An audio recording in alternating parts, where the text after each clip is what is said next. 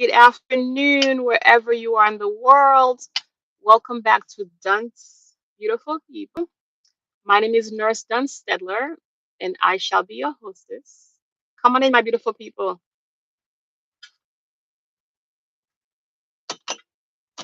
Come on in, come on in. We are going to talk about a very, very important topic today under hospice care. Okay, about walking, talking, eating. Okay, come on in. I desire, and I'm thankful for at least 10 of us on this live with me today. Okay, I'm waiting for YouTube to gather. I'm waiting for YouTube to gather my hospice families. Okay, my Duns Hospice supporters, my Duns Hospice families. Come on in, guys. Come on in. Yes, yes, yes. How's everybody doing today? As you come in, as always, please, I'm going to ask you to like the video, um, give me a like, and of course, subscribe if you have not already done so. Okay. All right, my beautiful people. Yes, yes, yes. And let me know, of course, if you have any questions about hospice care.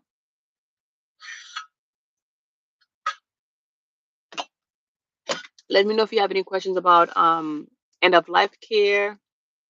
Um, if you are a caregiver out there watching, let me know some of your challenges. Let me know some of the questions you may have. And of course, I also want to hear some of your wins, okay? Because this channel is for you, my caregivers. Um, this channel, it empowers us. You see, it empowers us. Hi, Admir. How you doing, Admir? Welcome to Duns Hospice. Welcome, welcome, welcome. We are here to talk about hospice care, to talk about end of life care. Good morning. How you doing today? If you have not already done so, please subscribe, okay? Where are you from, Admir? Admed, yes. Where are you from? Welcome, everybody. Good morning. Good morning. Oh, we are thriving. We are more than surviving. We are thriving. Welcome, my beautiful Duns Hospice family. Come on in. Come on in. Let's talk. Let's talk about end of life care. Let's talk about hospice. Let's talk about how blessed we are to be alive. Okay. If you have not done so, please subscribe, and like the video. You welcome. Ahmed, you welcome. Yes, my hospice family, I want to talk to us this morning about, can somebody still eat when they are in end of life care? Huh? Have you ever thought or asked yourself, when somebody is under hospice, when the doctors say that, okay, there's no cure for your illness, when the doctors say to go home and be comfortable, what does it look like? Huh? This is the video for you. I'm here to share with you as a hospice nurse myself. I've been a hospice nurse since 2012, okay, over 10 years. Yes, yes. You're welcome. I'm Ahmed. I've been a hospice nurse since 2012. And my experience is that families are usually really, it is difficult for families, I'm sure you know, when their loved ones are put under hospice care. And it's also very difficult too when their loved ones decide that they don't want to eat, when the patient is too ill to eat, or when the patient's diet has to be modified. What do we do? Hmm? What do we do? Well, that's what I'm here to talk to you guys about. What does it look like to be under hospice care? If you are a caregiver, taking care of somebody under hospice care. Hi, Miriam. Good morning, Miriam. Good morning. Good morning, everybody. Please give this video a like as you come in. Give it a like. Subscribe if you have not already done so. Hi, Miriam. We're going to be talking about, can we eat while we're still under hospice care? Can somebody still walk? Can somebody still, talk? What can we do? What are our limitations? Okay, what are some struggles that caregivers have? And we are here to talk about that. Okay, we're here definitely to talk about that, guys. All right. Now, um, I want to say that absolutely, absolutely, somebody can eat. We could still eat under hospice here. Okay. So just want to let you know that many of my hospice patients, all right, they eat, they eat well. Now, the only thing that you're going to notice is that sometimes we have to modify their diet. Okay, we have to modify their diet. But and what that means is sometimes at end of life, depending on your illness, you may not be able to swallow. Okay, you may have difficulty to swallow the food. So therefore, if you used to eat regular food like pizza, fried chicken, things like that, now it might be more difficult for you to do so. So therefore, my husband's family, the doctor will modify your diet. And what this means is that now the doctor will tell you, okay, it's time to eat more of like soup, oatmeal, okay, um, ice cream. All right. So we will teach you. So basically, my caregivers, the challenging thing regarding food in hospice is that oftentimes, because the person is dying, because the body is slowly shutting down, oftentimes the person will not want to eat. You see, the person will lose their appetite. Your loved ones will no longer feel like they want to eat. They will not feel hungry as much as they used to. Talk to me, my caregivers, talk to me, please.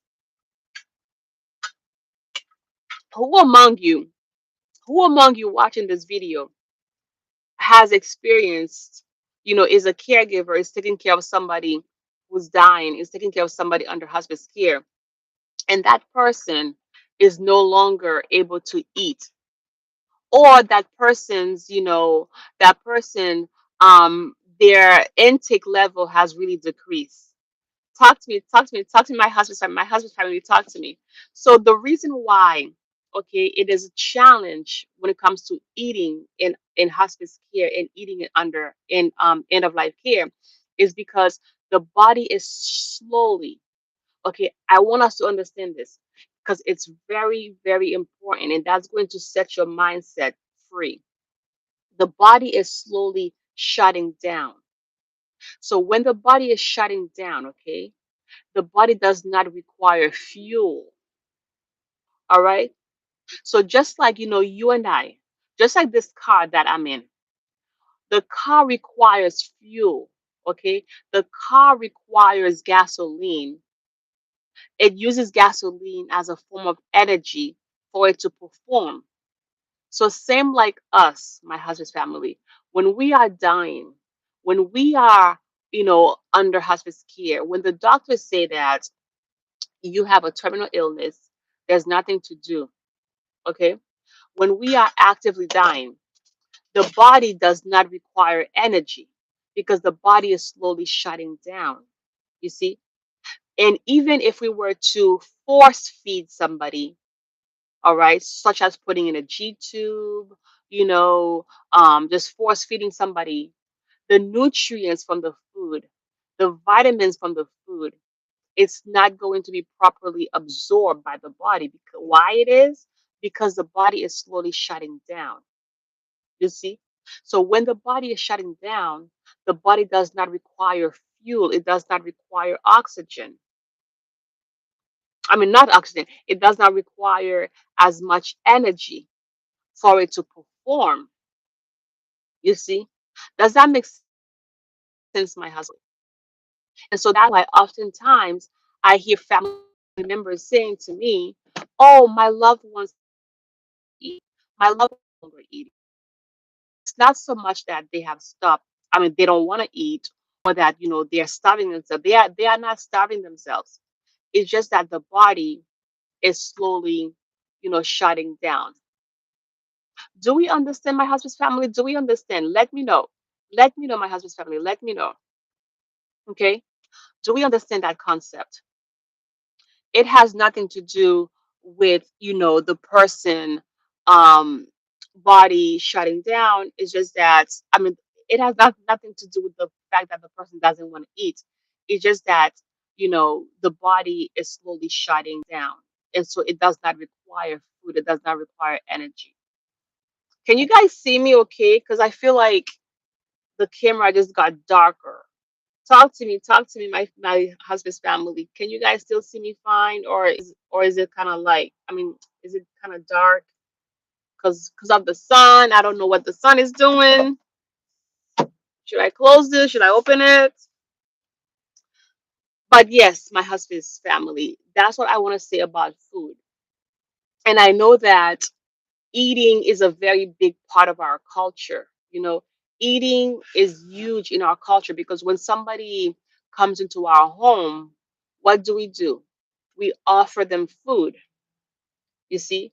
So therefore, it is very hard for us to see our loved ones not eating, you see, because eating is part of our culture, especially now. Thanksgiving is right around the corner. What do you think about when you think about Thanksgiving? Food. How much food we are going to eat. So it's the same thing. It's the same thing when somebody is dying, the family, the caregiver, it's hard for you to understand that. But know and be assured that it is normal. It's a normal process of end of life. Okay. Let me know, my husband. Let me know if you have any questions about that.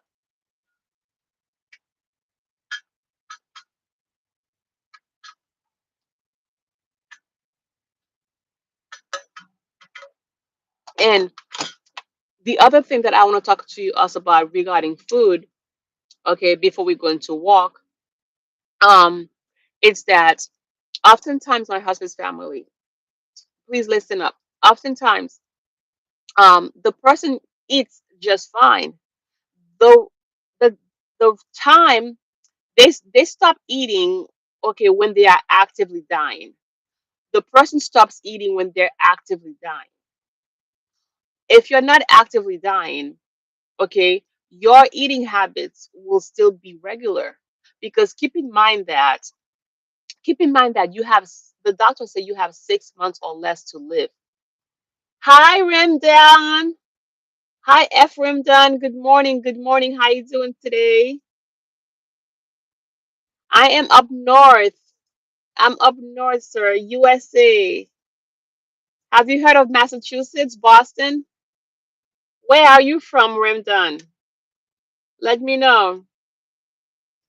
Good evening. Good evening. Good morning. It is morning where I am. Hey, Pushmendra, good morning. Thank you for being here with me. Please, guys, give me a like, subscribe.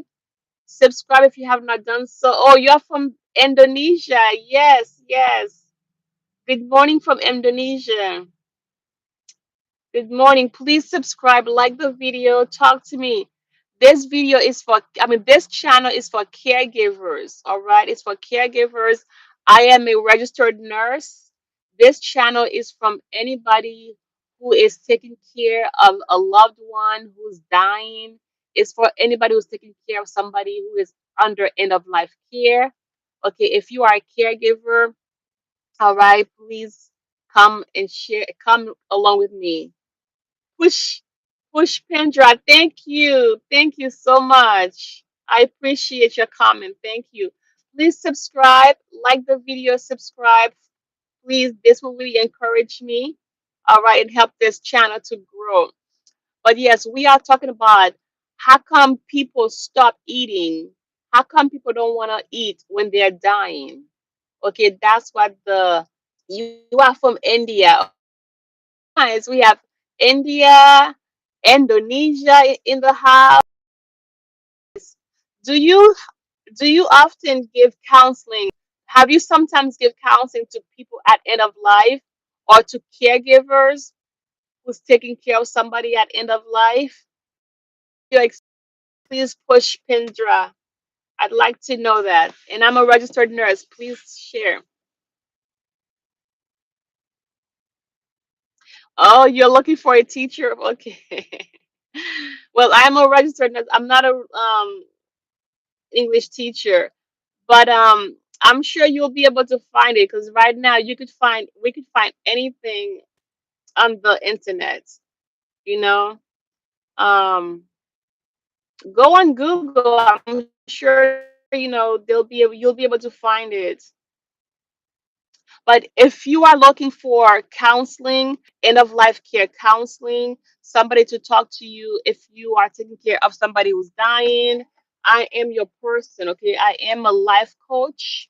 All right, I'm a life coach. Sign up to be one part of my life coach group, one-to-one session. I do that, okay? One day I'm gonna come to India. That's on my bucket list. Absolutely on my bucket list to come to India. Absolutely. But yes, my husband's family, like I was saying, getting back to the video. And yes, guys, please subscribe. Okay, give this video a like, please. All right, like I was saying, oftentimes your family, oftentimes your loved one, they will not, you know, um, s- they will not stop eating until the very end. You see, because they in the beginning of hospice, because keep in mind, I've had people on hospice for at least a year. Even though the doctors say hospice means you have 6 months or less to live, I've had people who remain under hospice care for more than a year.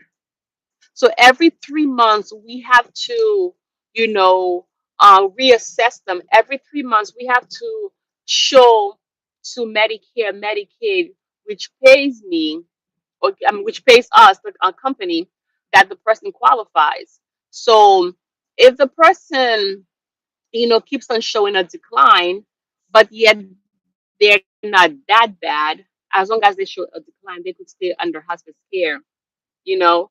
So in the beginning when we are under hospice care, my beautiful people, in the beginning, the person can eat normal food, the person can still, walk.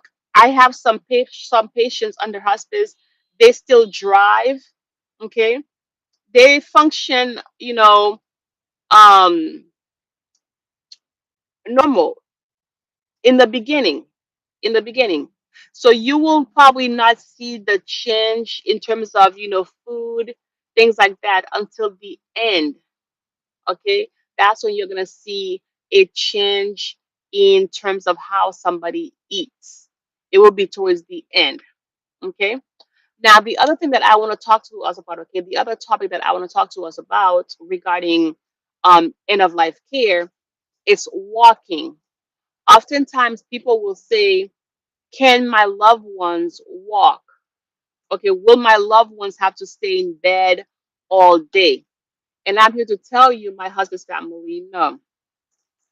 Um, as long as your loved ones have strength, we encourage you, we encourage the patient to be as active as possible. Yes, we do. Okay, if the person is able to walk, we will encourage it. Okay, we supply equipment such as a walker. Mhm. We supply walkers, we supply wheelchairs, we supply cane. So if your family member, listen up, please, if your family member has, you know, a walker, then your family member can definitely walk with somebody safely, though, because oftentimes the patient will require somebody else, okay, to walk with them, next to them. So we supply the hospice, supply the chair, Okay, the wheelchair or the walker. The hospice company supplies the walker, but then it is up to you to make sure that your loved one is safely able to walk safe to the.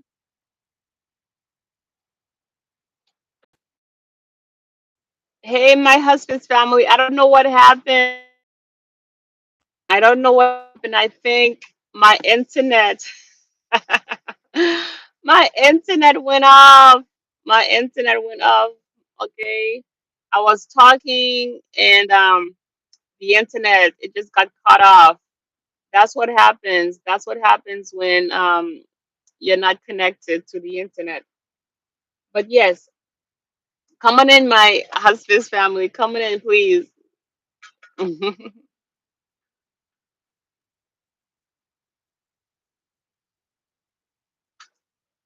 Are you guys back?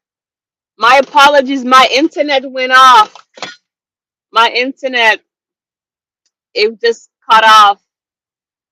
I had bad service. I may still have bad service. I don't know.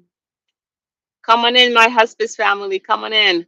But yes, like I was saying, that the patient, your loved ones, the patient will still be able to walk. But the number one thing is safety. We want to make sure that your family member will be able to walk safely. You see? So therefore, hospice encourage them to walk. Like oftentimes the hospice aide will come and do some range of motion, kind of move their arms, move their legs. We will get you a walker. We'll get you a walker to kind of get your body moving, because we believe that whatever we don't use, we're going to lose it. You see?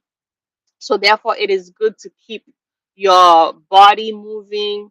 It is good to keep, you know, um, just the circulation going as much as possible. So we definitely, if the person can get up and walk, if the person can get up and move, hospice encourages that. Okay, because we are not here to tell you to stay in bed all the time. No, no, no, we don't do that. We encourage you. Okay, my hospice family, we encourage you. If you are a caregiver, okay, and if your loved ones is able to walk, we absolutely encourage them to get up and walk around. Okay, and if the person needs a walker, if the person needs um any kind of supply to help them walk, we will do that. But keep in mind, they have to be able to do it, you see, and they have to be able to do it safely. And if they cannot walk by themselves, they need to be able to have people on each side that's willing to walk with them. Okay. Okay, so that's the second topic. So we talked about food, we talked about walking. Now I'd like to talk to us about enjoying life. Okay. Another question that I have that people usually ask me is, can my loved ones enjoy life? Can they enjoy life while under hospice care? And my answer is absolutely. Mhm. Absolutely, you could still enjoy life while under hospice care. And what that means is that I remember I had a patient, let's call him Mr. Smith. Mr. Smith wanted to go to his daughter's wedding. Okay, he really wanted to go to his daughter's wedding so, so, so bad. All right. Um, he he knew that time was close. He knew that time was near. But regardless, he wanted to be able to walk his daughter down the aisle. Or in his case, he would be in a wheelchair, okay, and then and then somebody would kind of help him down the aisle with his daughter. And so that was, one of the major things that he wanted to happen. And he was kind of reserved, and the family was kind of reserved, because they thought if they signed him under hospice, then hospice will tell him he cannot go to his daughter's wedding. And I'm here to tell you that is not true at all. because if anything, hospice care, end of life care, we make wishes come true. You see, we encourage people to do the things that they used to do. All right. Down in bed all day and wait for death. No. So what took place was that the hospice nurse was able to reach out, you know, to a different local hospice company that was closer, okay, to where he was traveling to, because he was going actually out of state. The wedding was out of state. So my hospice company collaborated with another hospice company that was in the state where the daughter was going to get married. Okay. And not only that, and so his nurse, okay, me as his nurse, I was able to, go over the medication that he needed. Not only that, but I packed him 2 weeks worth of medications, okay, and I give reports to the other facility so that they already know what medication he's on. They know his care plan, they know what to do to keep him comfortable. All right. So I already did all of these things. And then, God willing, Mr. Smith, yes, he was able to go to see his daughter getting married. He was so thankful, so happy that we were able to give him that chance. We were able to bless him with that opportunity. Mm-hmm. Mm-hmm. Mm-hmm. And so, my husband's family, I want you to know that when you are under hospice care, when your loved one is under hospice care, is dying, we want you to live life to the fullest. We want you to do, you know, as much of the things that you used to do. We're not here to stop your enjoyment. No, we're not. We're not here to stop you from enjoying life. We are here to be a support. We are here to make sure that the end of life, your end of life, is the greatest that it can be. Mhm. We are here to support your family. We are here to educate. We're here to enhance your final few days, on earth, your final few months on earth. So if you ever find yourself in a situation, my husband's family, if you ever find yourself in a situation where you are the caregiver or you are the patient, and you have an illness that the doctors say, unfortunately, there's no cure. Unfortunately, it is best to go home and focus on comfort. The best thing to do is to call your local hospice company, is to call your local hospice team. And my goal is, one of my goals, in this channel is, as we grow, as we get bigger and larger, I want to put together, like, I want to collaborate with other hospice companies out there. And I want to kind of, put together, like, I want to let you guys know which hospice companies would be best to visit, which hospice companies in your area. Like, say you live in Florida, for example, okay? I want to partner with a local hospice company in Florida, and I could tell you, okay, go to this hospice company. And the reason why is because I've been there. Like, I have been to their place of work. I analyze their way of doing things, and I have personally put my personal approval, on how they do business. Okay. So